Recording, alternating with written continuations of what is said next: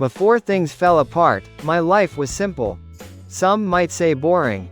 I had a routine that felt secure and comfortable, with predictable days of work, home, and occasional outings. Cheryl and I had been together for years. Our marriage wasn't perfect, but it was familiar. We had our ups and downs, but we always found our way back to each other. I remember when the changes started creeping in. Slowly, like a fog.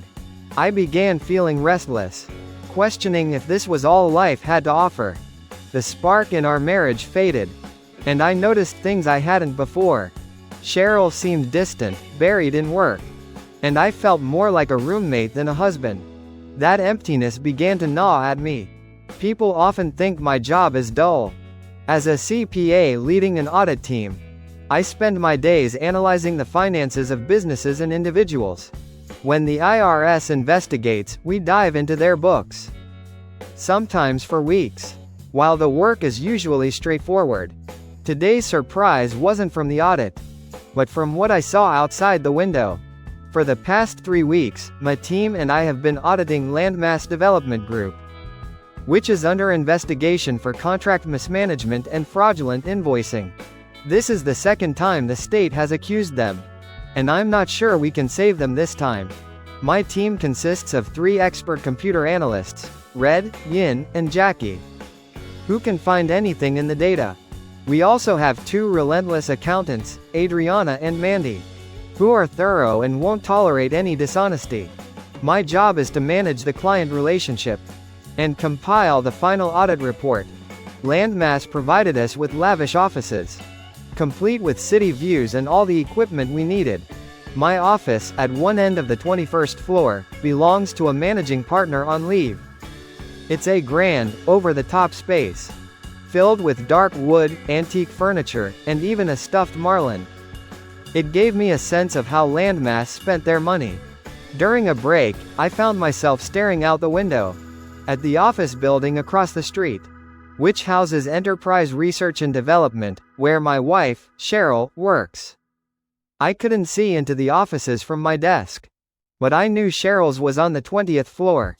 I eventually spotted her windows but couldn't make out anything inside.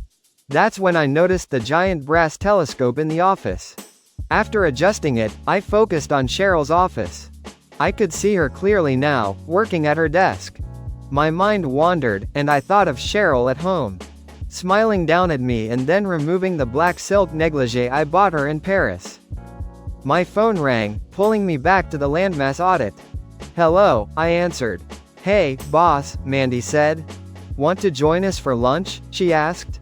Red found a little cafe nearby that might become our favorite spot, she continued. "Interested?" she added. "Thanks, Mandy, but I've got calls to make," I replied.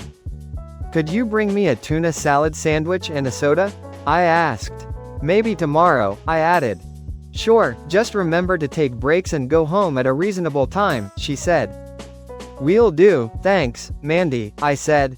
After hanging up, I returned to the telescope. This time, I saw Cheryl wasn't alone. A man from her Christmas party, Brad, was leaning against her desk. I didn't like how much time he spent with her, but she brushed it off, saying he was a boss she had to impress to advance. I didn't think much of it until now. I watched as they talked, seemingly about work. But then he shut her office door and pulled a chair close to her. Cheryl put her feet, in stockings, on his knees, and he started massaging them. My heart raced. I thought I was the only one who did that for her. He continued, moving his hands up her legs. Cheryl's head leaned back in pleasure, and he massaged her calves, even spreading her knees apart. "What's going on?" I muttered. Cheryl seemed to enjoy every bit of it. Suddenly, she jumped, said something to him, but he kept going. My heart pounded as I paced the room. I finally grabbed my phone and dialed her office. Cheryl answered sweetly, as if nothing was happening. "I just wanted to tell you I love you," I struggled to speak, my voice wavering. "That's so sweet, I love you too," Cheryl replied warmly. "Yeah, I was just thinking about you," I said. "And can't wait to see you tonight," I added, trying to keep the conversation light. "I can't wait either, but I'm a little busy now," she said. Can I call you after lunch? She asked, her tone shifting to one of distraction. Sure, enjoy yourself, bye, I forced myself to say. I hung up, then watched as Cheryl flipped off her phone, while also flipping me off in her actions. She leaned back in her chair, climaxing in the arms of another man, all while I watched helplessly from across the street. My world shattered. The last thing I saw was Cheryl straightening her skirt and kissing him. I must have collapsed because when I opened my eyes, Mandy was beside me, her face filled with concern. Boss, what happened? She said. Adriana's calling emergency, Mandy added, her voice urgent. I don't know, I think I passed out, I muttered, still in a daze. Just relax, the paramedics are on their way, Mandy reassured me, holding my hand. I closed my eyes, haunted by Cheryl's betrayal, and began to cry. Mandy stayed with me, offering silent comfort. But the tears wouldn't stop. Later, I heard voices as paramedics arrived. They checked my vitals, placed an oxygen mask on me, and began their procedures. Hello, Mr. Hughes, can you tell me what happened? One of the firemen asked, his voice steady and professional. I was just looking out the window, and everything went black, I replied, trying to keep my voice even. Have you been under stress? The fireman noted. Your blood pressure is very high, he added. Well, yes, no, I stammered, unsure of how to respond. How do you feel now? He pressed. I'm okay, I lied. I guess I should have started that blood pressure medication, I added. Sir, can you sit up? He asked. I'll take your pressure again, he said. He helped me to the couch and took another reading. It was still high but better. I insisted I didn't want to go to the hospital.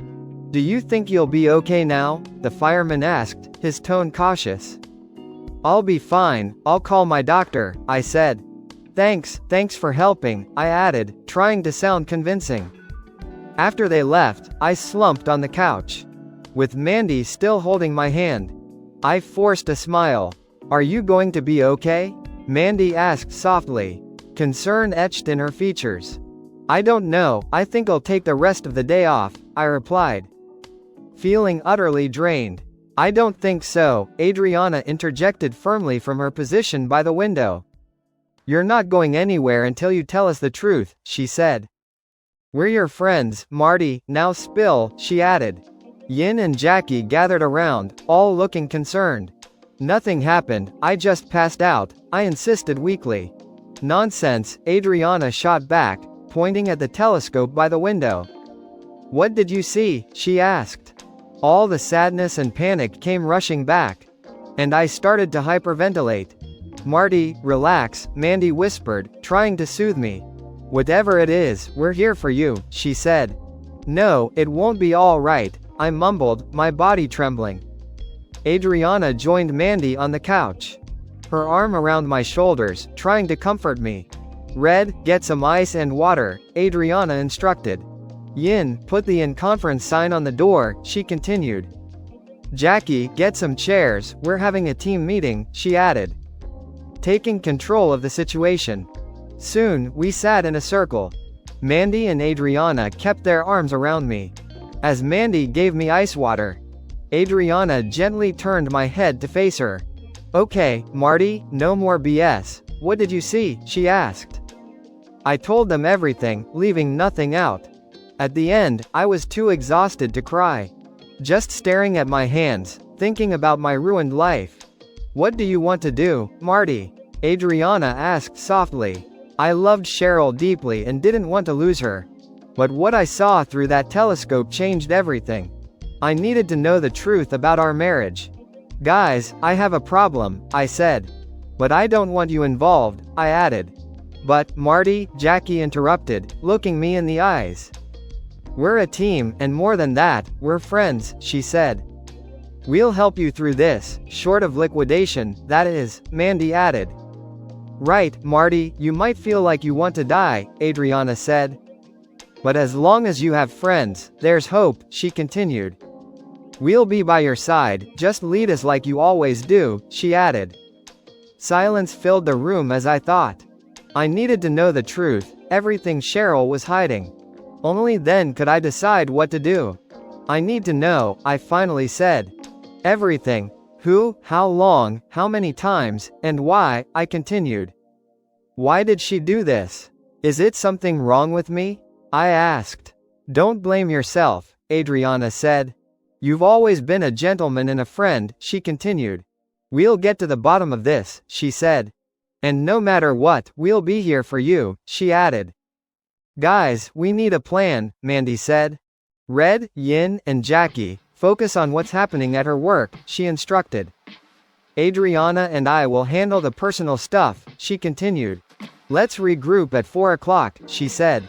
Marty, go lie down in my office, she added. Stay away from that telescope, you've seen enough, she said. I lay down on Mandy's couch. But all I could think about was Cheryl with that man. The image of her flipping off the phone, and me, burned in my mind. At 4 o'clock, Yin popped in and told me the team was meeting in my office. I've always liked Yin, quiet but wise beyond her years. She took my hand and walked me down the hall. Back in our seats, Adriana led the meeting, taking notes as we planned to uncover Cheryl's secrets. It felt strange to be plotting this, but I didn't say anything. I mostly listened while the team discussed the plan. When it was done, everyone went off to their tasks. Like on any audit, my job was to pretend to work and hand over my credit card for supplies. Marty, can you go home tonight? Mandy asked. I don't think I can face her, I muttered. I'll stay here until she's asleep, then sneak in, I said. I don't trust myself not to say something I'll regret, I added. Could you take a business trip? She suggested. Maybe I need to think of an excuse to avoid her this weekend, I said. If you need a place to stay, you can use our guest room, she offered. I stared through the telescope at Cheryl's empty office, replaying the painful images in my mind. I left the office after 9 o'clock and drove home late, relieved that Cheryl was already asleep. I quietly got my clothes ready for the next day and showered without waking her. Then I slept in the guest room. I left before dawn, unable to face her, and arrived at the landmass office before anyone else. I made coffee but avoided the telescope. By 9 o'clock, I checked in on Yin, who was busy at her computer. She smiled at me but didn't say much. Around 10 o'clock, Red arrived with boxes of equipment. He silently set up a new high-tech telescope that connected to a computer monitor, allowing me to read Cheryl's emails clearly. As he worked, Red explained that soon, thanks to Yin's hacking skills, we'd have full access to Cheryl's work network, allowing us to monitor everything without needing the telescope. Red also set up a 60-inch monitor and left a big red button on my desk. Press it, he said. When I did, all the screens switched to fake audit data, disguising our activities from anyone who might walk in. Satisfied, he left just before lunch. Adriana and Mandy arrived and took over the telescope computer. They focused on Cheryl's office, where an older man with white hair entered. I watched, dreading that he might be there for the same reason as the man before. Mandy looked at me with concern. Marty, maybe you should go to my office for a while, she said. You might not want to watch things happen like yesterday, she continued. I don't want your blood pressure spiking again, she added. I didn't say anything, just got up and left. An hour later, Mandy joined me at her computer, where I was playing blackjack. She put her arms around me and rested her head on my shoulder. Mandy, I both don't want to know and need to know, I said. Did anything happen? I asked. She nodded, and my heart sank. What? I asked quietly. She hesitated before saying softly, BJ. It felt like a hammer hit my chest. One word, and I was a mess again. Marty, we recorded everything, she said. Red set it up in case you need it later, maybe for a lawyer, she continued.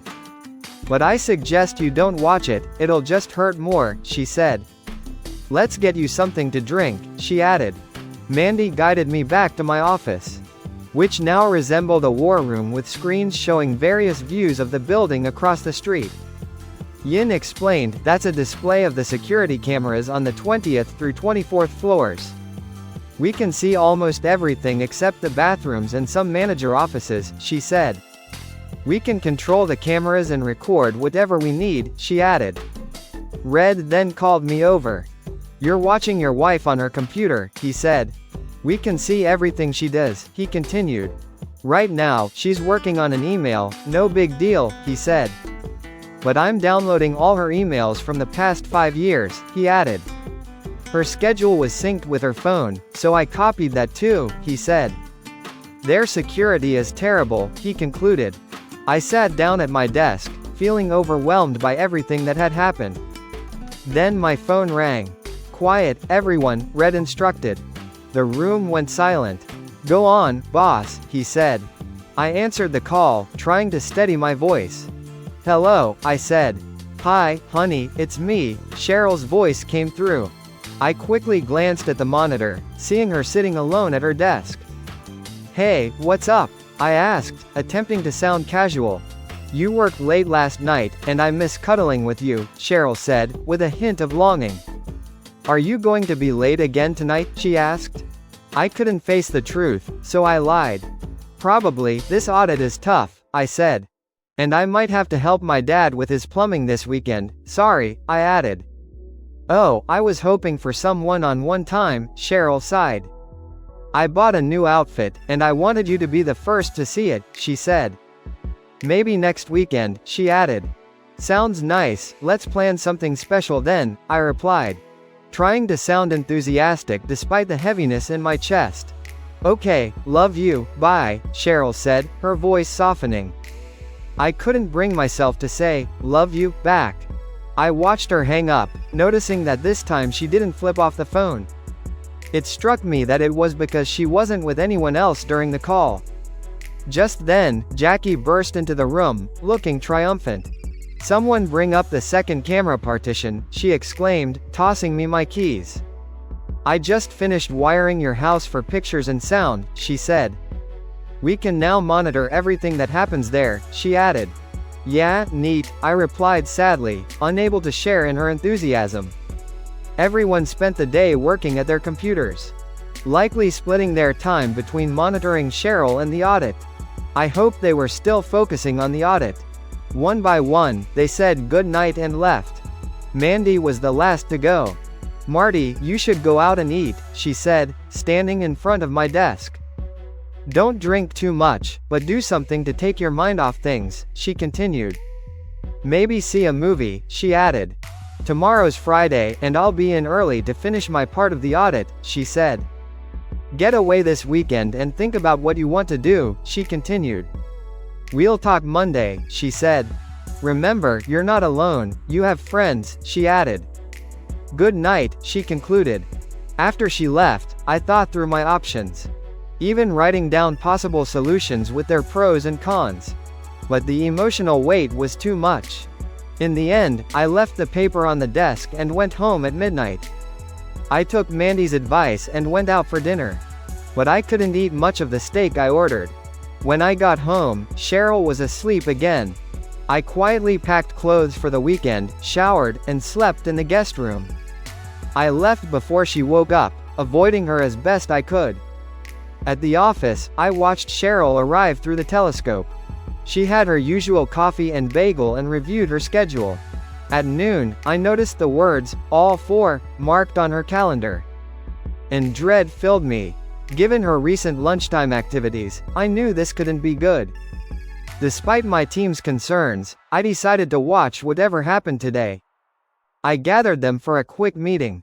I can't take this much longer, I said. I'm going to watch today, alone if possible, I continued. But someone should be nearby in case I don't handle it well, I said. This weekend, I'll figure out what to do, and I may need your help, I added. But if things get bad, I want you far away from the fallout, I said. No discussion on that, I continued. Also, we need the audit done by next Friday, and all this equipment gone, I concluded. Everyone returned to their desks, and I monitored the situation. As noon approached, I grew more anxious. At 11:30, Cheryl disappeared from view. Marty, I'm here to babysit, Mandy said, locking the door. Everyone wanted to, but I insisted, she continued. We're all here for you, she added. Her words gave me some comfort. A few minutes later, Cheryl reappeared on the screen. Now wearing the little black dress she described on the phone. It was stunning, but not something I'd want her to wear in public. She looked incredible, but I knew she wasn't dressing up for me. She was doing it for someone else. Mandy took my hand, and I felt her trembling as we watched Cheryl prepare. She was waiting for someone. And soon, the first man arrived, the same one from before. They kissed passionately. Then another man entered, followed by a third, and finally a fourth. Now I understood what all four meant. I watched in disbelief as Cheryl kissed each man in turn. They stood around her, laughing and talking. With Cheryl at the center, clearly enjoying the attention. Mandy whispered that one of the men was the same as the day before. And the word she used burned in my mind. We continued to watch as Cheryl reveled in the moment with her coworkers. While my heart shattered, the four men sat down, 2 on the couch and 2 in office chairs. Facing Cheryl, who stood by the window. She started dancing, swaying to music I couldn't hear. I'd seen her dance solo before, just for me. But now it was different. She danced around the room, brushing her fingers across the men's shoulders. And instead of excitement, all I felt was dread. Back in the corner, Cheryl undid her halter top, letting the dress fall to the floor. Smiling, she moved through the men, who reached out to touch her. Each time they did, I flinched. Mandy gripped my hand tightly as Cheryl stood in the middle, smiling and touching her own body, clearly enjoying the attention. It crushed me. Then they started having sex. I couldn't take it. It'll be over soon, Mandy whispered, comforting me. When I looked back, I saw Cheryl with each man in turn. Mandy held me, crying for me as I watched. Afterward, Cheryl picked up her dress, wiped herself down with a towel, and changed into her usual business attire. As if nothing had happened. But everything had changed. Our marriage was over. Though my heart raced, I remained surprisingly calm. Mandy's soft sobs brought me back to the moment. It's all over, Mandy, I said quietly. She asked me how I was doing. Not great, but better than the other day, I admitted. I'm numb, I said. This weekend will be rough, I added. What can I do to help? She asked, her concern evident. I'm not going home, I replied, making a decision. I'll go to my dad's, I said. He's always been rational, maybe he can help me make sense of all this, I added. We're here for you, just ask, she offered. Thanks, Mandy, and thank everyone else for me, I said, appreciating the support. Mandy nodded and left the room. A short while later, Red came in and quietly started working at the computer. About half an hour passed before 4 pictures appeared on the large screen, accompanied by an organizational chart of Cheryl's company.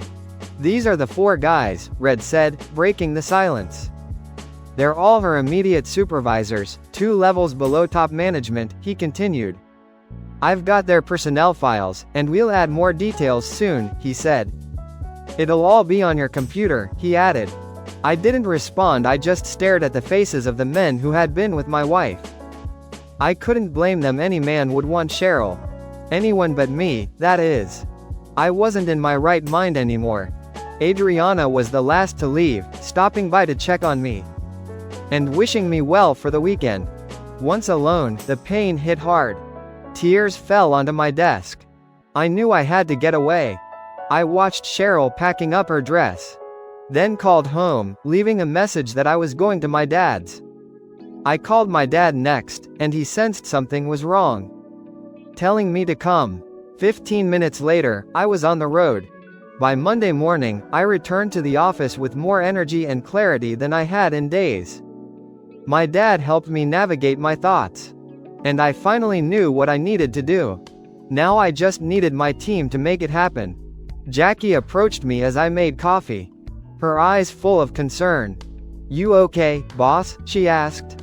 I'm okay, thanks for asking, I replied. Without a word, she hugged me tightly, her rings and studs pressing into my chest, but I didn't mind. We broke apart when Yin appeared at the door. smiling as she walked me to my office. When Red arrived, I asked him to gather everyone. We needed a war council. Once everyone was in my office, I shared my plan. Guys, I've made a decision, with some help from my dad, I said. I'm seeing a lawyer today to start the divorce, I continued. I'll have the papers served at Cheryl's office during lunch, I said. Hoping to catch her in one of her little trysts, I added. Then I'll call her and tell her I've been watching everything, I said. I'll give her a choice, me or her lovers, I continued.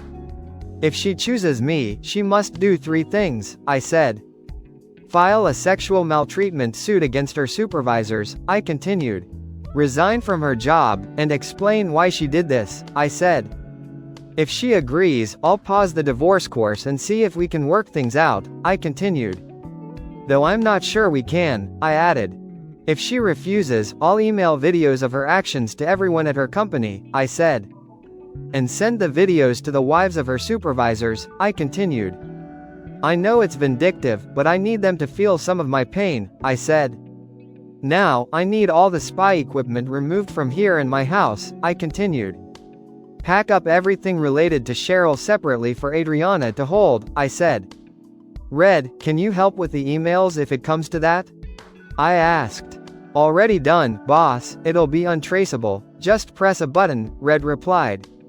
Thanks, Red, let's keep it simple, I hope I don't have to use it, I said. Red then added, I found out more. Cheryl started this with her boss, Brad Paxton, after he mentioned a promotion, he said. It looks like it began last October, and over time, other managers joined in, he continued. Each getting a spot on her lunch schedule, he said. She's not involved with anyone else, just these 4, he added. I've copied everything to your computer, he said. Also, she spent a quiet weekend at home, no activity with anyone else, he concluded. Thanks, Red, I said, processing the information. I appreciate all of you for being there for me, I added. They smiled at me, and I smiled back. Let's get busy, I want the landmass audit on my desk by 5 o'clock, I said. I'm heading home this afternoon to get some things, I continued. So someone needs to keep an eye on Cheryl and call me if she leaves, I said. Mandy and Adriana both spoke up at once. No, Mandy continued. You're staying in our guest room, I've already changed the sheets, she said. Once you get what you need from your house, you'll stay with us, she added. No arguments, she concluded. I knew better than to argue. All right, I'll call when I'm done, I said. The meeting ended, and everyone got to work. Red started at his computer, setting up the email blast, while Yin and Jackie dismantled and packed up the equipment, leaving only the telescope and monitor for when things would escalate. Mandy and Adriana gathered the landmass paperwork, and it became clear we wouldn't be able to save landmass from their financial mess. I scheduled an appointment with a divorce attorney for that afternoon. At lunchtime, Adriana handed me my phone in Yin's office. I avoided the telescope monitor, I'd seen enough. Marty, call Cheryl, we need to see if she reacts the same way as last time, Adriana said. Reluctantly, I called her office. Cheryl answered, sounding out of breath. My mind filled with painful images. After we hung up, Adriana confirmed they got the video they needed. Monday and Tuesday nights, I stayed late at work to avoid Cheryl. Wednesday at 12:15 p.m., everything was set to unfold. I prepared the final report for landmass but left it on my desk until I finished my personal matters. Red informed me he could remotely unlock Cheryl's office door using their building's electronic lock system. He was pleased with himself, smiling more than usual. Wednesday morning was quiet and tense. We had breakfast together and then returned to my office at landmass. At noon, Cheryl's lover, Brad, arrived. We watched as they talked and began their affair. I grew anxious, worried the process server might be late. Suddenly, the lovers panicked and scrambled to dress. As a man in a suit entered the office, he handed Cheryl a large envelope and left. Cheryl sat down, stunned, while Brad looked confused. When she opened the envelope, papers and photos spilled out. One photo showed her flipping off the phone. and another captured her in a compromising position with an older man. Cheryl rushed to the window, her face filled with terror. As she looked toward our building, realizing she was caught, I called her office. She hesitated before answering with a trembling voice. "Tell Brad to leave," I ordered. Cheryl collapsed in her chair before telling Brad to go. When he resisted, she shouted at him to leave, warning him that I knew everything. After Brad left, Cheryl turned to face the window. "Cheryl, listen carefully," I said. "You have one chance to fix this," I continued. "First, quit your job," I said. "Second, file a sexual maltreatment lawsuit against your 4 lovers at Enterprise," I continued. "Third, explain to me why you did this," I said. "You have 5 minutes to start with the first step," I added. I heard her sobbing, and I hovered over the enter key, ready to send the videos to everyone at Enterprise if she didn't comply. I waited, giving her time to respond. The first words I heard on the phone were, "But, Marty, I've got a lot invested in Enterprise." "I'm going to be," she started. I pressed enter and hung up. "Okay, everyone," I said. "Let's pack up the rest of the equipment and head home," I continued. "Take the rest of the day off," I said. "I have a meeting with Landmass at 2 o'clock to deliver the bad news," I added. "See you all back at the office tomorrow," I concluded. I glanced at the telescope display and saw Cheryl screaming at her office window. Red mercifully turned off the monitor. But I couldn't stop staring at the blank screen. Before I could react, my entire team, my expert accountants, computer geeks, and closest friends, came over and embraced me, even Red. They understood what had just happened and shared in my sadness. In that moment, I felt more love and compassion than ever before. With them by my side, I knew I could get through anything. I let my emotions go and allowed the tears to fall.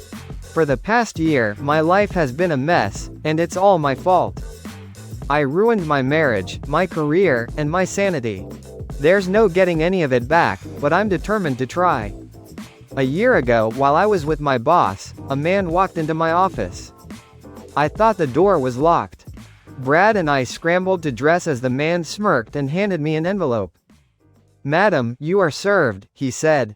That was the moment everything fell apart. Since then, I've been living in a fog, haunted by the past and lost in the present. Only recently, with therapy, have I started to understand what went wrong. Now I need to revisit every painful detail to rebuild my life. As the flight attendant droned on with instructions, I tuned out, focused on sorting through my thoughts before landing. Where did it all begin? My therapist says it started in childhood. But I'm focused on the events that led to cheating on my husband. It was a cloudy Friday in October. My supervisor, Brad Paxton, called me into his office before lunch. He smiled and asked me to close the door. After working under him for 8 years, I was surprised when he told me I was his top choice to replace Ambrose St. John, who was retiring as logistics supervisor. Excited, I asked what I could do to prove I was the best choice. Brad suggested discussing it over lunch at Legal Seafoods, a fancy Boston restaurant, the following Wednesday. At lunch, Brad had wine ready and asked me about my life, dreams, and ambitions. Then he leaned in and asked, "What are you willing to do for my recommendation?" "I work hard," I replied, trying to keep things professional. But Brad hinted at something more. Back in my office, I realized he was implying sex. I spent the weekend wrestling with the idea, weighing the pros and cons. But by Monday, I convinced myself I could separate work and personal life. At lunch, I asked Brad directly, "Did you mean sex by anything?" Brad grinned and confirmed it. But I set conditions. Only at work, during lunch, no one else would know. And it would end when I said so. Brad agreed, and that's how it started. Our first time together wasn't memorable. Brad and I were nervous, fumbling through it. Afterward, I cried for the first time since getting married. But I convinced myself it was for the greater good, advancing my career. I rationalized it by pretending my marriage was in trouble, a mind game to ease my guilt. Over time, our meetings became routine. One time, Marty called while Brad and I were together. I hurried through the conversation and flipped off the phone afterward, lying to Brad that Marty and I weren't getting along. Then Ambrose found out. He threatened to expose our affair unless he could join our meetings. With no choice, I complied. Now I had two office lovers. Later, I learned Ambrose had no real evidence. But by then, it was too late. He had manipulated me into it. In January, Ambrose brought another manager, Tom, into the mix. And they both took turns. Now I had 3 lovers. By Monday, I dreaded the week ahead, especially Tuesday. But when Tom arrived, I realized I wanted him more than expected. Afterward, guilt overwhelmed me, and I couldn't look him in the eye. "Did I hurt you?" Tom asked, concerned. I forced a smile, saying, "No, I'm okay," though tears welled up. Wednesday, it was Brad, and Thursday, Ambrose. I began to wonder if they were comparing notes. Then one Friday, all 3 showed up together. And I entertained them simultaneously. The only manager not involved was David Loretta. But that changed when he came by on a Monday, acting the same. Now I had 4 lovers. That evening, Marty messaged me, saying he was going to his father's for the weekend. I didn't think much of it, made dinner, watched TV, and realized how much I missed him. Without Marty, it felt like a piece of my heart was missing. Before bed, I took a bubble bath and fantasized about Marty. On Wednesday, my world crumbled. Brad and I had just started our status meeting when a man in a cheap suit walked in. I locked the door, I exclaimed, as we scrambled to dress. The man smirked, standing by my desk. "What do you want?" I demanded. "Are you Cheryl Hughes?" he asked calmly. "Yes, that's my name. Who are you?" I said. He handed me a manila envelope. After a moment, I took it. "Madam, you are served," he said, and left. I collapsed, trembling, as I opened the envelope. A divorce petition was on top. Too stunned to speak, I tried to grasp what was happening. Brad asked what it was, but I didn't respond. I saw photos of me with Ambrose, and the reality hit hard. "How did he get these?" I muttered, staring out the window. Across the street, another building loomed, and I realized the photos were taken from there. Panic set in as I pressed my hands against the glass. The phone rang. I knew who it was. Slowly, I answered, trembling. "Tell Brad to leave," Marty growled. "Brad, go away," I whispered. "It's my husband," I said. Brad hesitated, but I snapped, "Just go, he knows everything." After Brad left, I waited for Marty to speak. "Cheryl, listen carefully," his voice was cold. "You have one chance to save everything, understand?" he said. "Yes," I sobbed. "Quit your job, file sexual maltreatment suits, and explain why," he said. "You have 5 minutes to start," he added. I hesitated, but, "Marty, I've invested so much in Enterprise. I'm about to be the first female manager," I started. But the line was dead. Desperate, I screamed at the window, realizing I destroyed everything. Marty knew, and he was divorcing me. "What have I done?" I wailed. A knock interrupted my breakdown. Ambrose stood there, glaring. "The whole office is watching you, filthy liar," he spat, before slapping me hard, knocking me down. Tom and Brad quickly dragged him out. A coworker sneered, "Now I'm sure to get the promotion." Everyone knew. All I understood was Marty was leaving me. I tried calling him repeatedly, but he never answered. Then I saw an email, hoping it was Marty. I opened it. It was a video of me with Brad. Horrified, I watched as it ended with Porky Pig saying, "That's all, folks." I collapsed, sobbing. Security came in, giving me an hour to pack. And my termination letter. Through tears, I packed my things, realizing 9 years of work at Enterprise vanished. I'd messed up, not just at work, but with Marty too. I rushed home, hoping to talk to Marty, but he was gone. Leaving a note, "Cheryl, don't contact me. Call my lawyer, sign the divorce papers, and let's end this quickly," it continued. "You've done enough damage, Marty," it concluded. Devastated, I cried for days. The divorce papers cited irreconcilable differences instead of infidelity. A week after leaving Enterprise, a lawyer contacted me about a sexual maltreatment suit against the company. Somehow, he had all the evidence, and I suspected Marty was behind it. We settled for $100,000. Enterprise fired 3 managers, and Ambrose retired. Afterward, I called Marty's lawyer, asking when we could talk. His response was cold. "Why did you flip off the phone?" I called again, but each time, he asked the same question. Until I gave up. A month later, I called my cousin in Cincinnati. She invited me to move in with her. After a week of thinking, I signed the divorce papers, packed, and left. Most of my belongings for Marty. I left a note asking him to call me, but he never did. In Cincinnati, I spiraled into depression, and even attempted to end my life. My cousin found me and called paramedics. In the hospital, I started therapy, slowly coming to terms with my actions. I realized I didn't want to die, I wanted to live, and maybe get Marty back. My therapist helped me create a plan to understand why I did what I did and rebuild my life.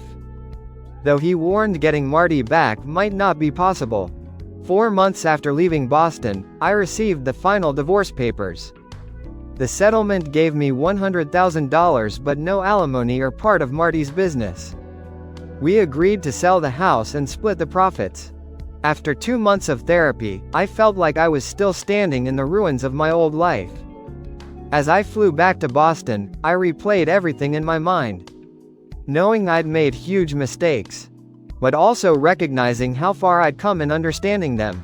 I hoped Marty would listen to my story, though I knew it was unlikely. The plane ride felt endless. As we neared landing, I kept hoping for a different outcome, but knew I had to face reality. The captain announced our descent, waking me from a brief nap. I realized I'd been crying. A woman beside me handed me a tissue and gently said, "Whatever troubles we have, God watches over us." Or just talk to him, she added. As the plane landed, I reflected on everything again. I had hoped to find clarity, but nothing had changed. I'm a liar, a cheat, and I've ruined lives. All because I wanted to be important. Now I'm nobody. My name is Cheryl Smith again after the divorce. Losing my married name hurt more than anything. I didn't want alimony, the condo, or savings. I just wanted Marty, but that wasn't possible. I rented a car and drove toward Waltham, where my old home was. The drive took 25 minutes. But once I arrived, I couldn't move. I sat in the car, too scared to face what I'd come all this way for. I rehearsed how to greet Marty. Settling on, "Hi, Marty, I'm here to apologize, can we talk?" I took a deep breath and approached the door. Everything looked the same, except the azaleas I'd planted were gone. I rang the doorbell and waited nervously. A tall man answered. "Yes?" he asked, puzzled. This wasn't Marty. "Where's Marty?" I blurted out, heart sinking. Another man, heavier and also in a robe, joined him. "Can we help you?" he asked. "I'm looking for Marty Hughes," I said. "Mr. Hughes moved 6 months ago," the second man replied. "We moved in after the new year," he added. I stood there, speechless. Finally, I said, "I'm his wife." "Well, I used to be." "I came to talk," I added. The men exchanged awkward looks.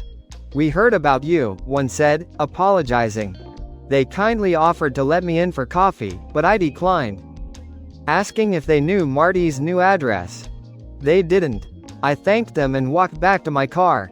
Another tear falling. I drove off, unsure where to go. I ended up at a small restaurant Marty and I used to visit. As I drank coffee, I thought about finding Marty at his office. I hurriedly finished my coffee and headed downtown, feeling anxious as I passed my old workplace. The last time I was there was during the legal meetings for my sexual maltreatment case. A memory filled with pain and regret. I parked near Marty's office and entered the building. The security guard at the front desk gave me a look of mild recognition. "I don't think he's here," the guard said. But you can check, he added. Marty's office door was locked, and the lights were off. The door now read, Hughes and Associates, instead of, M. Hughes, CPA. I wondered what that meant. Back in the car, I debated my next move. I decided to contact one of Marty's employees, Mandy, who I still had as his emergency contact. I entered her address into the GPS and drove off, hoping she might help. When I arrived, a young girl in a soccer uniform answered the door and called for her mom. After a wait, Mandy appeared, her eyes full of anger. What do you want? She asked coldly. I took a deep breath. I'm looking for Marty, I said. I came to apologize and talk to him, I continued. Do you have his address? I asked. Mandy's eyes flared with anger. Yes, but I'd never give it to you, she said. You've caused enough pain, she continued. Marty's moved on, and you're just a bad memory now, she said. Leave, she added, slamming the door in my face. All hope vanished as I drove away, sobbing uncontrollably. I had to pull into a fast food parking lot to calm down. A concerned older man eventually tapped on my window, asking if I was okay. I managed to reply that I'd be fine, though I wasn't sure if I believed it. Thinking of Marty's father, I decided to drive to his house. But when I arrived, there was a "for sale" sign on the lawn. The house was empty. Desperate, I approached a neighbor, who informed me Marty's father had passed away 3 months ago. Feeling defeated, I drove to the cemetery where Marty's father was buried. I found a fresh inscription on his headstone, and a basket of flowers from Marty and his sister. A florist card was attached. So I decided to stop by the shop, thinking it might be my last chance to find Marty. At the florist, a young man politely told me they couldn't give out customer information. Desperate, I offered him a $100 bill. He hesitated but eventually wrote down Marty's address, asking me not to mention where I got it. I followed the GPS to a pretty white bungalow. The mailbox confirmed it was Marty's place, but no one was home. I decided to wait, sitting on the porch. As I wandered around the house, I saw traces of Marty everywhere. Plants from our old home, a sundial with his favorite quote. But this was his life now, not ours. I walked to a nearby park and sat at a turtle-shaped table, thinking about the life we once planned but would never have. Overwhelmed, I broke down in tears, feeling that life without Marty wasn't worth living. Suddenly, I felt a hand on my shoulder. I turned to see Marty standing behind me, his hand gently resting on my shoulder. I jumped up, sobbing and repeating his name, telling him how much I missed and loved him. He held me as I cried. But nearby, Mandy, Adriana, and another woman watched with icy expressions. Hi, Cheryl, Marty said quietly. Would you like to come in? He asked. I clung to him, and he gently led me back to the house. Inside, he suggested I freshen up in the bathroom. While there, I washed my face and tried to regain my composure. When I came out, Marty was waiting. Let's go out onto the deck, he said softly. We need to have that talk, he added. As we passed through the kitchen, the women were busy preparing food, watching us in silence. We sat on the deck, and for what felt like an eternity, neither of us spoke. Finally, Marty broke the silence. How have you been, Cheryl? He asked. I'm better now, Marty, how about you? I replied, trying to steady my voice. Good, but I don't think you came here for small talk, he said. Tell me what's been going on since everything fell apart, he added. I took a deep breath and began. Marty, I'm not sure how much you know, so I'll tell you everything, I said. The sexual maltreatment case against Enterprise settled out of court, I continued. And I used the money to start over in Cincinnati, I said. I've been working for a software company, and it's a good job, I added. I paused, but Marty stayed silent, listening. I've been seeing a psychologist since I left Boston, I continued. He's helped me understand that everything that happened was my fault, I said. You did nothing to deserve this. I'm to blame, I added. I struggled to keep my composure. I know I've apologized before, but I mean it now more than ever, I said. I'm so sorry, Marty, for everything, I continued. I fought back tears and pushed on. I was a mess after you found out, I said. I even tried to end my life once, I continued. But my therapist helped me realize it was a desperate act, I said. Not meant to hurt you further, I added. Marty shook his head, his eyes filled with emotion. My therapist helped me see that my low self-esteem led me to make terrible decisions, I said. I thought sleeping with Brad would guarantee a promotion, I continued. But I later learned I was already recommended, I said. It spiraled out of control, and I made horrible choices, I added. Marty shifted in his chair but didn't speak. I'm not making excuses, I wasn't coerced, I did it willingly, I said. And when you sent that email, I realized how deeply I'd hurt you, I continued. I would have accepted any punishment if you'd just listened to my apology, I said. I paused, trying to gather my thoughts. I destroyed the lives of those men and their families, I said.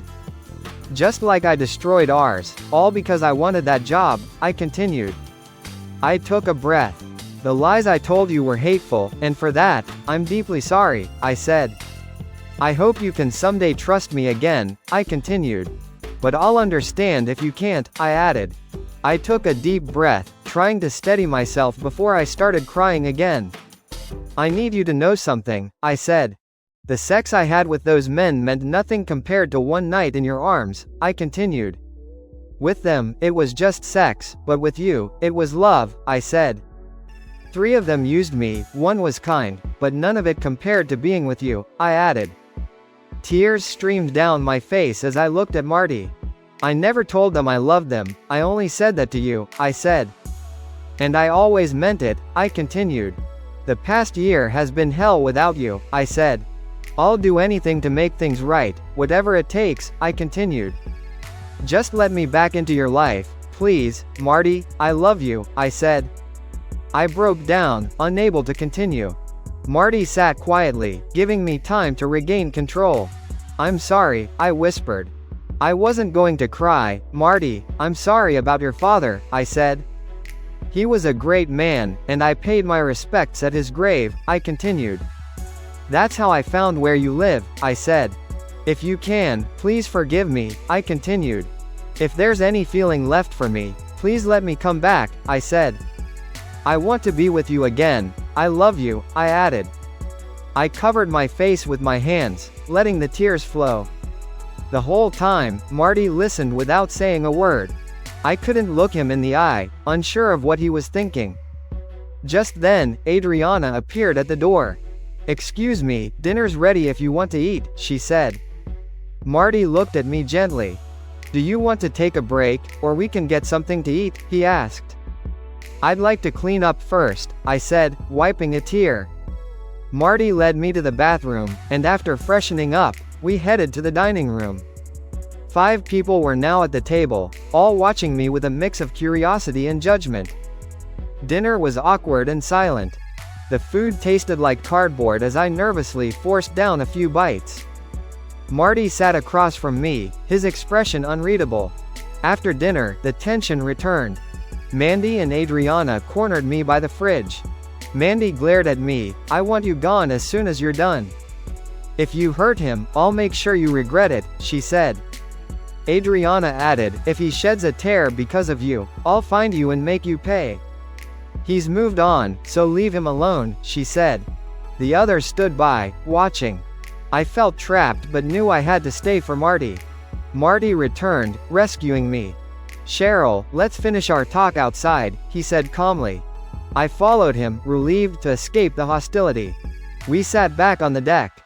Cheryl, I appreciate your honesty today, Marty began. I sense a change in you, but I need an honest answer to a question, he said. Then we can talk about us, he added. I braced myself, knowing it would be tough. Okay, I whispered. Marty looked directly at me. Why did you give me the finger after our call when you were with those guys, he asked. I knew this question was coming. Marty, I've done a lot of stupid things, but that was the worst, I said. I convinced myself and the man I was with that you were a bad husband, I continued. To justify my actions, I said. It was all a lie, I'm sorry you ever saw it, I added. Marty nodded slowly. I believe you're being honest, he said. But that act of disrespect hurt more than anything else, he continued. It may make getting past what you did impossible, he said. His words crushed me. Is that why you wouldn't talk to me? I asked softly. Partly, Marty admitted. I was so angry, I didn't want to hurt either of us more, he said. It took my friends a long time to get me to this point, he added. We both took a moment to breathe. Okay, Cheryl, Marty said finally. I'll give you the short version of my life over the last year, he began. I listened closely as he began to share his side of the story. When I hit send on those emails with the videos of you and your lovers, he said. I was furious, angrier than I'd ever been, he continued. I felt like I could eliminate someone, even you, he said bluntly. On the outside, I seemed calm, but inside, I was a volcano, he added. I wanted to hurt you, to destroy everything you cared about, including me, he said. He paused, looking down at his hands. I wanted you to feel the same pain I did, he said. Sending those emails to your supervisor's wives was my way of getting back at the men who took you from me, he continued. And helped ruin our marriage, he said. I blamed you, but I blamed them too, he added. Everyone paid for it, including me, he said. Marty sighed. After that, I got threatening calls and emails, he said. Some from your coworkers and friends of those men, he continued. I tried apologizing to their wives, but they were too hurt to listen, he said. One even spit in my face, he added. Still, they used the footage in their divorce cases, he said. He looked at me, pain in his eyes. I stayed at my dad's for a while, trying to get my head straight, he said. He helped me calm down, but eventually, I had to deal with things on my own, he continued. By the time I got back, you were gone, he said. I didn't try to find you or call, he said. I was glad you were gone, even though it left a huge hole in me, he added. His voice softened. I cried for days until my friends staged an intervention, he said. Mandy and Adriana practically mothered me, he continued. And Yin made sure I ate, exercised, and kept my work in order, he said. Even Jackie tried to get me out of my comfort zone, he added. Red brought over DVDs and beer, and we had a guy weekend, he said. It was cathartic, he continued. After 3 months of self-pity, I finally started living again, he said. Marty took a deep breath. I sold our condo after you signed the divorce papers, he said. It took a while, but by then, I was already living here, he continued. Moving here was a fresh start, something I desperately needed, he said. When I got the final divorce notice, I almost slipped back into depression, he said. But Yin helped me stay on track, he added. Oh, and I should tell you, your video ended up on an amateur site, he said. Red found it, but I didn't post it, he continued. I'm sorry it got out, I'll give you the URL, he added. Marty sighed again, his expression resolute. I put your share of the condo sale, $22,000, in the bank, he said. I'll write you a check tonight, he continued. I didn't send it before because I didn't want to face you, he said. He looked me in the eye. Now, you asked me to forgive you, he said. Cheryl, I forgive you, not for your sake, but for mine, he continued. I can't carry that hate anymore, he said. But I don't love you anymore either, he added. His words hit hard. Forgiving you doesn't mean forgetting, he said softly. What I saw in those videos destroyed every good memory we had, he continued. Our hopes, dreams, everything, gone, he said. I've let go of the hate, but I'm also done with love, he added. I'm moving on, Cheryl, and there won't be a Mrs. Marty Hughes with your name, he concluded. I sat there, devastated, sobbing quietly. My life felt over. Marty handed me tissues and left me alone. When I looked up, I saw him in the kitchen, surrounded by his friends. The young Asian woman leaned her head on his shoulder. And I finally understood he had moved on. I cried until it grew dark. then composed myself enough to head out. In the living room, Marty handed me an envelope with my share of the condo sale and the video's URL on the back. Just like that, it was over. My hopes of getting him back were gone, along with the last bit of my self-respect. I had to start over without him. Marty walked me to my car. I held his hand one last time, whispered, "Goodbye," and kissed his cheek. As I opened the car door, I hesitated and turned to look back. What I saw shattered me. Marty stood with his arm around the young woman's waist, and his friends were behind him, each flipping me off. The message was clear: screw off. Now I truly understood Marty's pain.